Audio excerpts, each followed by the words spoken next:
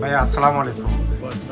এই যে বাংলাদেশের যে গভর্নমেন্ট বিএনপি গভর্নমেন্ট হইলো, যে এখন যে চিন্তা ভাবনা করতেছে বিরোধী দল থেকে স্পিকার নেবে, এটা আপনার ভাষ্য কি? এটা বলেন, আপনার অনুভূতি এটা কি? আপনাকে একটু জানা থাকলে একটু বলেন প্লিজ। Thank you.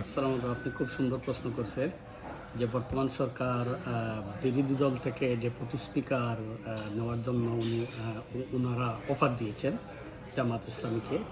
তো এটা আপনি যদি দেখেন যে জুলাই সনদ, যেটা আমরা যেটাকে জুলাই সনদ বলি, যে জুলাই সনদে বিএনপিও সাইন করেছে, জামাত ইসলামী সাইন করেছে, এনসিপিও সাইন করেছে। যে জুলাই সনদ যদি পাস হয় তাহলে বিরোধী দল থেকে ডেপুটি স্পিকার অফার করা হবে। সেই হিসাবে বর্তমান একক সংখ্যাগরিষ্ঠতা নিয়ে যে বিএনপি সরকার গঠন করেছে, এই বিএনপি সরকারি জুলাই সনদের আলোকে জামাত ইসলামকে ডেপুটি স্পিকার পদটি দেওয়ার জন্য তারা আহ্বান করতেছে। Thank you. কিন্তু আপনার ধারণা এটা স্পিকার হওয়াটা বিরোধী দলের জন্য বাঞ্ছনীয়, এটা ভালো, আপনি কি মনে করেন? না, অফকোর্স এটা যেহেতু আমরা জুলাই সনদ আমরা সবাই যদি এগ্রি করে থাকি, এটা জুলাই সনদই বলে দিচ্ছে যে বিরোধী দল থেকে আপনাকে ডেপুটি স্পিকার আপনি পাইতে পারেন। তো যেহেতু এই কনস্টিটিউশনকে যদি আমরা লালন করি এবং যে হাবুট 12 তারিখ যে মানে বিপুল সংখ্যাগরিষ্ঠ যে জনগণ যে অপিনিয়ন দিচ্ছে, এটার পর যদি আপনি রেসপেক্ট রাখেন, সম্মান রাখেন, তাহলে আমি মনে করি জামাত ইসলামী ডেপুটি স্পিকার পদটি নেওয়া তাদের জন্য ভালো।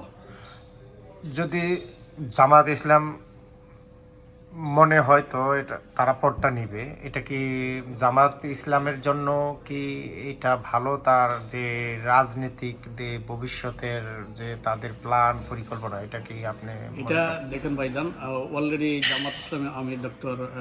জামাত ইসলামের ডক্টর শফিকুর রহমান, তিনি বর্তমানে বিরোধী দলের লিডার।